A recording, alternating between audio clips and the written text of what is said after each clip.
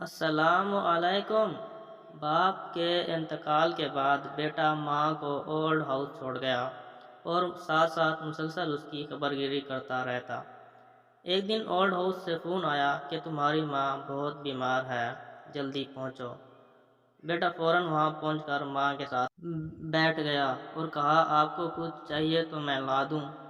ماں نے کہا کہ بیٹا یہاں اولڈ ہاؤس میں ایک کولر خرید کے رکھ دینا، یہاں بہت گرمی ہوتی ہے اور یہاں کے رہنے والے لوگ بہت تکلیف اور پریشانی میں مبتلا ہیں، اور ٹوٹے ہوئے شیشوں کو تبدیل کروا دینا تاکہ سخت سردی میں لوگ سکون سے رہ سکیں۔ یہاں درخت لگوا دینا تاکہ لوگ اس کے سائے میں آرام سے بیٹھ سکیں، اور فریج میں اچھی غذا کو رکھ دینا کیونکہ میں کتنی راتیں بھوکی سوئی ہوں۔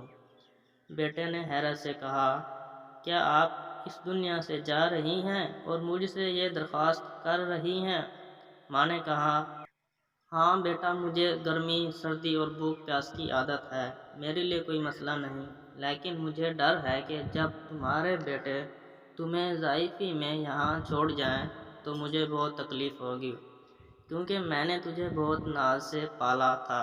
اگر یہ تحریر آپ کو اچھی لگی ہو تو اپنے دوستوں تک ضرور شیئر کر دینا۔